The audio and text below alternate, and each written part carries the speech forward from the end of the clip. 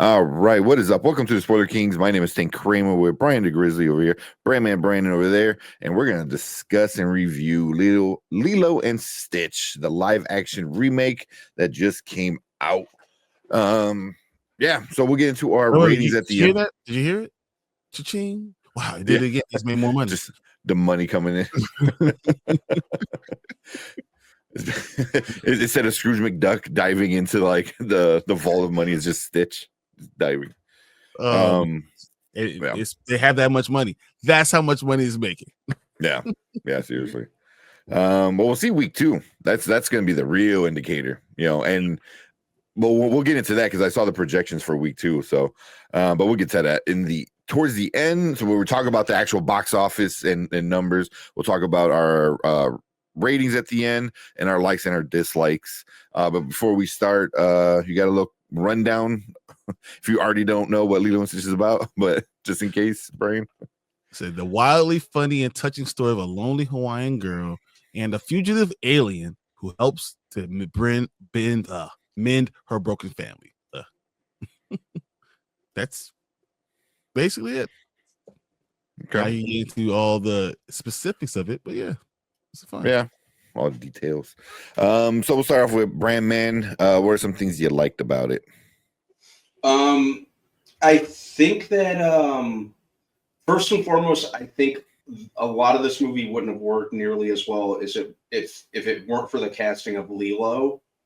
I think that little girl Maya Kealoha, however, thought she was great. I thought she understood what she needed to do. I thought she understood the character of Lilo. She was great. I think if it were anyone else, it may not have worked as well as it did. So, great job with the casting. Heck, for that matter, I thought the casting of Nani was great. I thought she did a great job too. Was yeah, fine. I thought she did fine. I think that they gave Nani a little more to do in this version, which was great. 100%. Yeah. She wears a Prince shirt in one scene, a Purple Rain shirt, so that's 40 points. I thought the first 5 minutes, very faithful adaptation or readaptation of the opening scene from the original. That was awesome. I thought the character designs were great. Stitch himself looked great. It was good that Chris Sanders came back to voice him. So the visuals and the character designs were pretty good. I thought that overall the acting was fine. I thought that for the most part it was pretty competently put together. So those were I think its merits. Okay. What about you, Brian? It was adorable. I mean, if the idea of this movie is family, understanding family and the sacrifices you make, and this movie I think did a better job of actually showing how sacrifices work both ways. Sacrifice is not just giving up everything. Sacrifices sometimes can go a two-way street. And they set that up early in the movie saying, have you ever talked to Lilo about what she wants? They literally said it, but it just went over people's heads. And then everyone wants to be mad at Nani. No, that's you missed the damn point. I think it really recaptured a lot of the same wins that we got from the original. I think they did a really good job with actually recreating a lot of the feelings, and both the tension with trying to deal with a little girl who's 6 years old that don't want to listen, and also the idea that Stitch, what it is to be bad or to act poorly, and that doesn't mean that's who you are. And then the idea that not leaving that person behind, and what family does. I think all of that was, and then the idea of community being family, which was always a very big topic in the past. I know we've gotten away from it a little bit the further along we've gone, but that's not how things used to be, and that's not how it should be. And I think they kind of went back to that idea, and it made a lot more sense in this adaptation. So those are things I really liked about it. Yeah. Okay. See that. Yeah, for me, I agree with everything you guys said. I just got to add in, I I really appreciated they brought back Tia Carrera, who was the original voice of Nani, and then I recently found out like she was also the voice for all of Nani, including the series, including all the sequel movies, which it was kind of a surprise to me because usually they'll find somebody else. But she was like, I'm Nani's voice. So that was pretty awesome that she came in and was still in the movie. And also the original voice of David, Jason Scott Lee, was in the movie. Not as prominent as Tia Carrera, but he was in there. And if you know who he is, you're like, oh hey, there's David. So I thought that was pretty cool. But I think one of the bigger things that I liked was like the sense of community that they put in this one, because that was very, very much like Hawaiian culture is a lot of community and taking care of one another and stuff like that. A good example is like the recent fires that happened a few years ago that like just ravaged one of the islands, and like everybody came together. It was like so like awesome to see like people that are like just like, no, we're all here together, we live together, and we're gonna help rebuild together and support each other. So but yeah, seeing like more of a community in this one I thought was pretty cool. But and for me, for the most part, the changes were, I'm okay with some of the changes. Some of the changes I didn't think did too well, but majority of the changes I was like, okay, like being a live action, and you wanted to remake it, I thought it was fine. But one of the best scenes for me was the hammock scene. I was like, oh man, that was so like having them together, and recreating that scene with the sisters. Like I really thought the sisters here were like really, really like close. They were good. Like you can tell, like with Lilo making a scrapbook of all of Nani's accomplishments, and her being proud of her older sister, and stuff like that. So I thought it was really cool to see. But but yeah, and then everything else you guys said, so I don't want to really repeat too much. But we'll get into some of the negatives, because there are some people that like really have some issues with it. Being able to start off with Brandman, what are some negatives you got in it? I think some of the way that they kind of handled aspects of the story, and this is just a personal preference, I like kind of more subtlety, and I think the way they handled certain things were a little too heavy-handed for my liking. And to elaborate on that, take the original.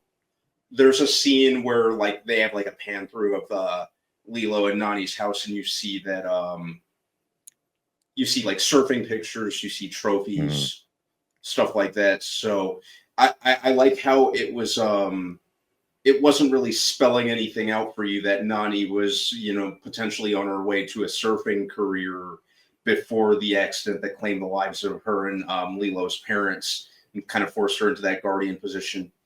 As opposed to this, where they keep beating you over the head throughout the movie. Marine biologist, marine biologist, marine biologist. So you kind of see where it's going. It kind of, I felt kind of talked down to in that regard. I also kind of felt that the original kind of, if you look at the original, really no one was a villain. It was kind of like a gray area. There were antagonists, but like no one was really like full on villainous. Like you could look at Cobra Bubbles as an antagonist to like Nani and Lilo, even though he wanted what was best for Lilo. You can look at Jumba as an antagonist of sorts. You could definitely look at Gantu as an antagonist of sorts, even though he was just kind of doing his job as well. This, they just gave us a stereotypical mustache twirling villain. And what was worse for me, I mean, they gave that role to Dr. Jumbo, which is something that just really didn't work for me. I didn't like that. I didn't think Jumba needed to be a villain. I thought that in the first movie he was an antagonist of sorts, but he kind of ultimately in Lilo and Stitch media, he treated Stitch as family. He treated him as a son. This is his creation, but he still kind of treated him. He did ultimately care for him, not just wanting to use him and make him an even worse experiment like they implied in this one. So I Real think quick, in the cartoon they did say that he wanted to rip them apart and rebuild them. Just saying. Yeah, but he did change it too. But this brand man is also Yeah. he did feel that way. Yeah. Didn't treat him like he was a member of his family too. Yeah. So yeah, which is why I kind of hope they get into a sequel and really get into Jumba's backstory, because like he has a really cool backstory and he's not a bad guy. You know, he's not. He's he's not evil. You know, so yeah. Which I and thanks for filling me in on that, Tank, because I completely forgot about him wanting to experiment on Stitch further. So that was my bad. That's why I call him 626. So yeah, but I didn't like how they just made him like stereotypically kind of villainous. That really kind of crippled the story for me. I think even in the case of Lilo, I like that Lilo was like a weirdo outcast in the original. I think that's something that was really important to keep intact. And even though she did kind of they made her kind of like a little bit quirky in this, but they didn't make her full on weirdo. So it's like they kind of sanded down the sides in that. I think I also get what they were. What's that? I'm sorry. Tuna to a fish. Sorry. He did feed tuna to a fish. They did keep that with Pudge sandwich. Yeah. They did keep there's a that whole in there. backstory of why she feeds Pudge, because he controls the weather, and the weather is the reason why the accident happened to kill their parents. So but no, I agree with Brandman with they should have made her weird with taking pictures of fat people. But I get why they took that out. But they could have made her weird. they could have went further, because that's why she connected with Stitch so much. He's a weirdo and an oddball too. I think that's what made her gravitate towards Stitch. But I know heck, I've poked fun at this ever since the movie came out too. I think I get what they were going for with Nani. Once I kind of let it sink in, with her going off to college on the mainland, I think that the execution could have been a little better handled. I think that she's leaving Lilo in the care of family, but she's got a portal gun. It felt too convenient. It was the adamantium bullet of this movie, as I like to call it. Okay. But those were mine. So I'm gonna be fair to the movie. Okay. That's it. I know I talked too much. Yeah, I'm not gonna be much. I mean, I thought Zach Galifianakis was awful. It was awful. Just I know you guys can talk about June, but Galifianakis looked like he mailed it in. Like he was not interested in being in the movie at all. And I thought, the minute for him. Yeah, the minute I heard Juba open his mouth and it was just Zach Galifianakis' regular voice and not like a kind of Russian or German accent, I'm like, something doesn't. I'm like, wait a second. But it's climate time. I understand political climate, but I still felt the feeling wasn't right and just did not work for me. Cobra Bubbles did not work for me at all. I think that was just a misstep, 100% out the way. They made villainous people, like they misstepped on those things. I think that all that's just a misstep around the board. I just don't want to critique this movie too much, because overall it was a fun overall movie. But they made missteps with some of the storyline. I just don't think it was with Nani. I don't think it was with Lilo. I don't think it is with family. I don't have a problem with any of those things. I thought Pleakley was great. I thought that was a great way of doing things. David was annoying. It was just a waste, but that's how he's the movie. So I had no problem. I have no problem with those things. I think the thing I wanted them to highlight more is when you have kids, there's a distinction you need to have with the way you act and who you are. And I think that with with Stitch and everything, Stitch bad. And when you're saying to something to correct something to a child, because you have Lilo there. You don't want to say you're bad. The action you did was bad. Mm. And I think that they should have hammered that home more, because I think that's important for kids to understand. When someone's correcting you or critiquing something that you've done, you're not bad. The action you did, you made a bad decision. That action was not the best, but doesn't mean you are bad. And I think that should have been a very big thing that's hammered home, especially for kids growing up. And once again, I'm looking at it from my eyes of a father who has a 8 and 10-year-old. So I think that is a big part of people being depressed or self love and understanding that you are a good person overall, and that needs to be hammered home as much as you can, especially in a children's movie. So yeah, and that's something they do kind of talk about a lot in the animated one, in the OG, because like, I mean, I think they say it here, but it's not, it doesn't stand out as much. It doesn't feel like it's like it's just like a passing line, but they actually say in the OG, like, no, your actions that you're not bad. Sometimes you do bad things. Exactly. They explain it multiple times in the actual movie, the original movie, and I feel like this was just a throwaway thing. And that's a mistake.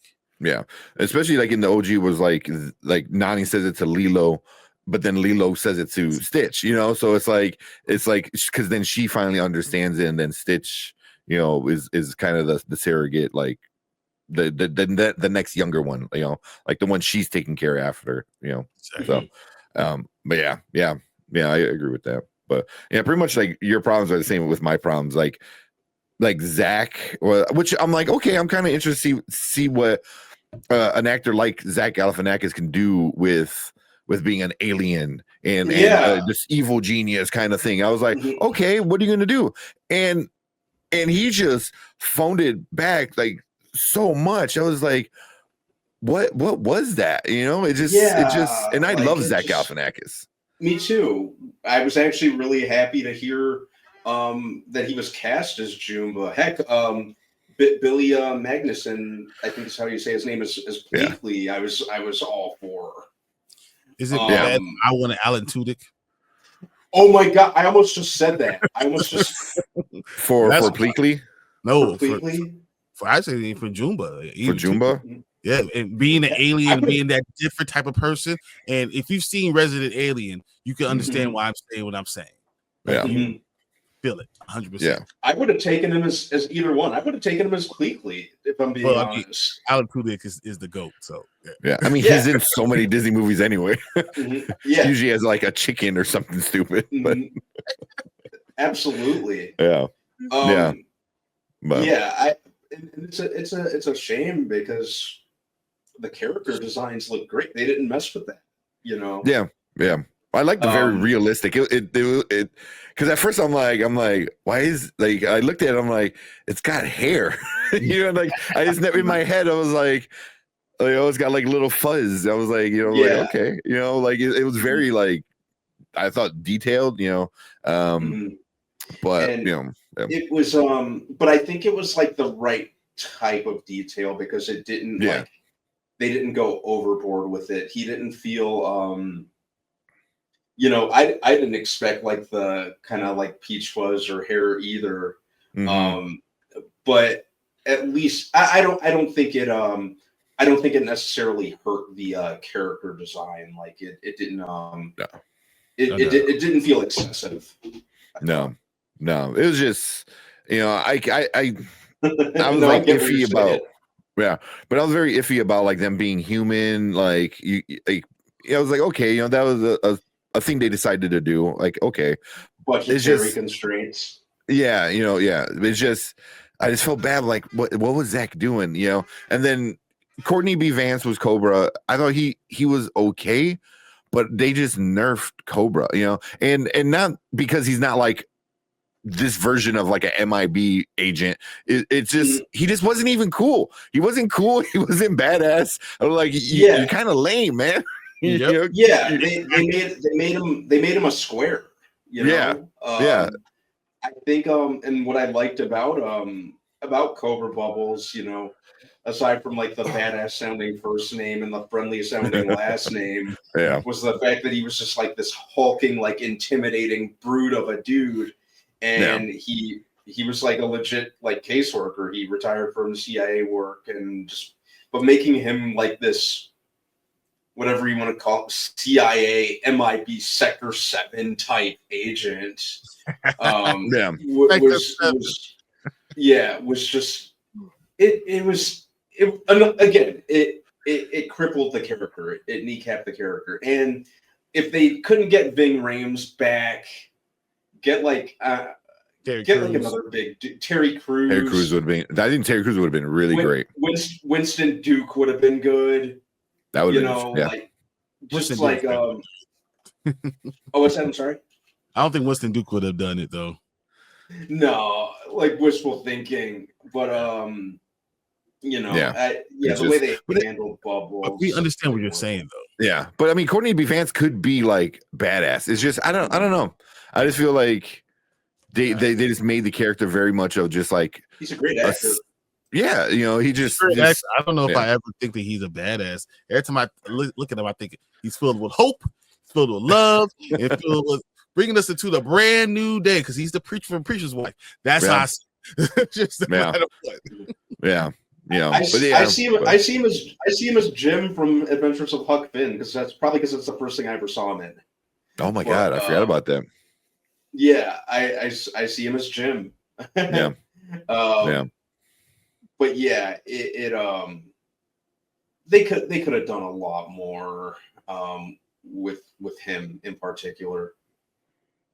Yeah, I mean, I didn't mind as much as him splitting up the CIA and the caseworker part because I always found that weird in the original. It was like you went from being a MIB agent to a caseworker, a child caseworker in Hawaii. I was like, that seems very odd. But that's the whole point of like Lilo and Stitch. The original was like everything was kind of weird. Like Lilo was a weirdo. David was very awkward and weird, like so. Yeah, but I kind of found the whole caseworker, career transition cool just because I think it was so unexpected and it kind of showed that people can always kind of switch careers sometimes. Life goes unexpected ways. We have this badass like just bear of a dude who's now a caseworker. I found that little. Well, I'm going to be a ballerina, guys. I'm letting you guys know. I'm going to be my life. See that? Yeah. He's gonna sell all his stores and full just buy a dance studio. Nice. But that's pretty much what I got for the negatives. Any last negatives or good things that you guys forgot to mention you want to bring up?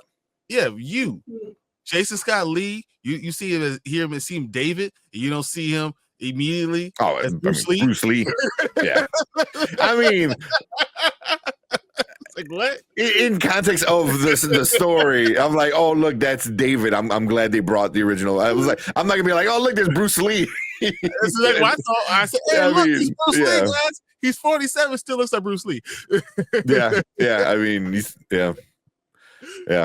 They just gave him the weird little mustache in the movie and stuff like that. Yeah, like that. But, the paper thin mustache. Yeah. But yeah. They call me off guard. Yeah, but yeah. Cool. Let's get into our ratings. Where we at? There we go. All right, we'll jump into our ratings. Now, later, never. Now means you got to go run to the theater, watch it now. Later means wait till it's at home and you can watch it on Disney Plus. And never means just skip it altogether. We'll start with Brandman. What are you giving this one? I'll give it a later. I think that it's fine. I thought it was competent enough. I think that really my big problems with it were kind of the same thing the same way I feel with a lot of the live action Disney remakes. It just kind of felt like kind of hollow speed run of the original, and the changes that they made, while you do need changes in a remake because you don't want a carbon copy of the original, but it kind of, some of them felt a little detrimental to the story, and I felt kind of talked down to at points. I think this movie was actually originally made to be on streaming. It was. If I remember was it? reading correctly. Supposed to be Disney Plus. So I would have personally, I wouldn't have minded if they kept it that way. It's fine, but I don't think it's worth rushing out to see. So I'd probably give it a later. Wait until it's on Disney Plus. Okay. What about you, Brian? What are you giving it? As a father, once again, with kids, that you want to share some of the things that you had when you were younger or growing up with them. I think this really hit home. My kids love it. I mean, they already know Lilo and Stitch. Man, my youngest loves Angel, and my oldest loves Stitch. This is seen in live action, puts it in a context for them to think of them being in that movie, in that same context. I think it does a great job with that. I think it does a great job with family. I think it also does it. And I know people say it does it. I think it does. I think it also pushes the narrative that what you give, it's not a one-way street to family. Mm-hmm. You give and you take, and you have, there's a balance with it, and that's actually a stronger, healthier relationship. And I think though people don't like it, I think it did a great job with it, and I give it a down. Okay. And I'm giving it a now. I absolutely, like, I don't know, loved it, but I really liked it. Borderline that love, but I thought it's one of my favorite, actually, one of my better liked live action ones. I would say 3 or 4, somewhere up there, top 3, top 4, somewhere. I personally liked the ending of the movie. I liked, they gave Nani her own story, her own agency. The sister thing was great, and then same thing with my son saw it. He's gonna be 3, and he loved it, but he also loves Lilo and Stitch. Where I can't even tell you how many times I've seen the 4 movies and the series. Like, he wanted to watch the series again. We're on our 5th go around of the show. So it and then him liking it was good enough. I mean, granted, he's only 3, so it's more like, seeing Stitch run around, and seeing all the cool aliens and stuff. I think he enjoyed. But I liked it a lot. Yeah, I liked it a lot. I like, family was more than just blood. It's a community. Amy Hill was in it. She's a brand new character, and I enjoyed her character. Mm-hmm. This weird, quirky aunt neighbor kind of character. So, but yeah, and I mean, and I was looking for it on 4K, but you can't. It's not out for pre-order yet. So, but yeah, when it does, I'm gonna get it. So, but yeah, I'm giving it a now.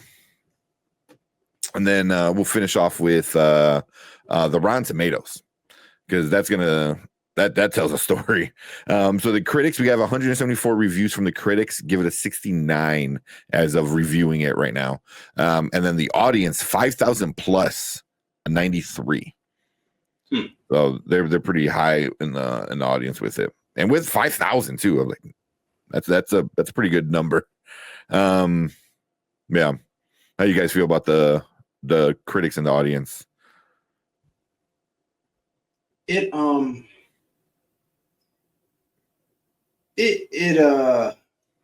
washes, considering a lot of the reviews that I see on in the Rotten Tomato scores for Disney adaptations.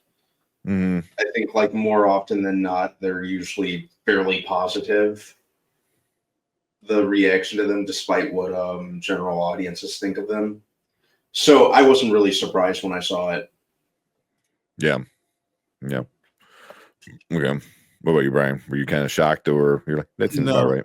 I mean, it's a live action, so there's gonna be people that hate it, there's gonna be people that love it, there will be people that have no idea what the original is, and most of the moviegoers don't have context what they're doing, because a lot of people didn't watch it. So it's easy to watch this movie and not know, compare it. If you don't compare it, this is a great movie.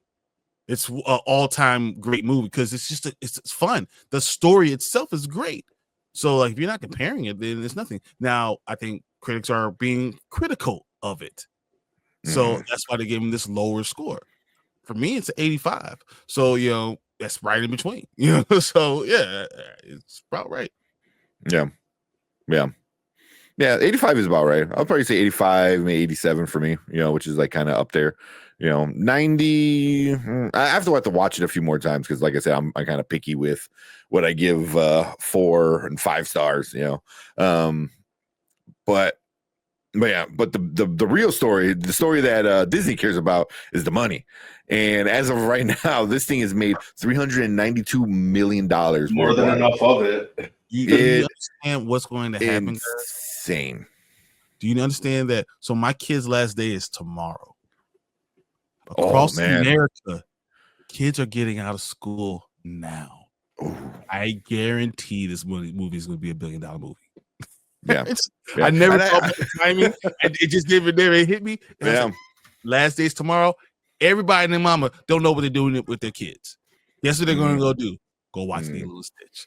Yeah, that's right. Because I remember even like me, I think when I was in school as a kid, it was like early June. It was like first week of June or second week of June or something like that. We started summer vacation. So yeah, this is gonna be a big one for sure when it comes to that.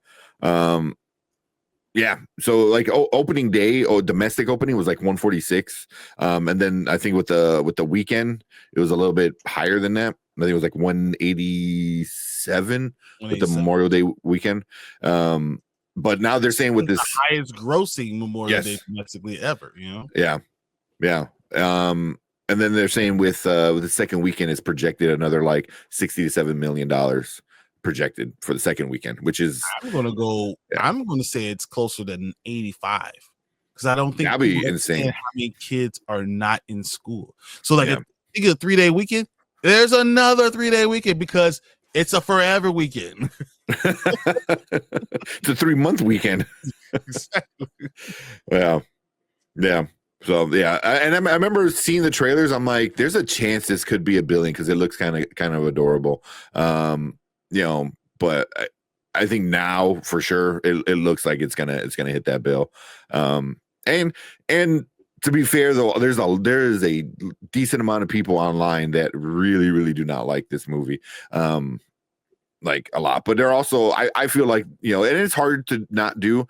You look at it through the eyes of nostalgia, of loving the original and like not getting stuff, which and for me, I hope we get a sequel. I really hope we get a sequel where we get Jumba gets his redemption and we find out about his backstory, about some of the other experiments, and what he does with the experiments. I hope we get Gantu in the sequel, him in Dr. Hamsterville, like go and create all this like madness and I want to see like a 30-foot tall freaking shark stomping around with a 2-foot tall like hamster evil hamster like that sounds awesome so we'll see if it makes $1 billion. It looks like it's going to. There's probably a good chance it's going to get a sequel because they also had a very low budget, only $100 million budget, which is pretty impressive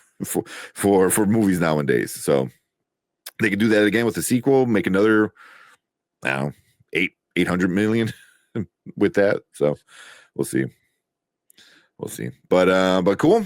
Yeah, I think that's it for our review for this Lilo and Stitch live action remake. We want to hear from you guys, so leave a comment down below. That's what you think about this movie. Do you like it? Do you hate it? What do you think about some of the decisions they decided to change? And let us know, if you think it's going to hit $1 billion. So, but we appreciate everyone coming in, hanging out. Hit that like button, hit that subscribe button, and yeah, that is it from us. Make sure you come and check us out. We are live every Monday and Thursday. And come and be part of our live show, which is always a lot of fun.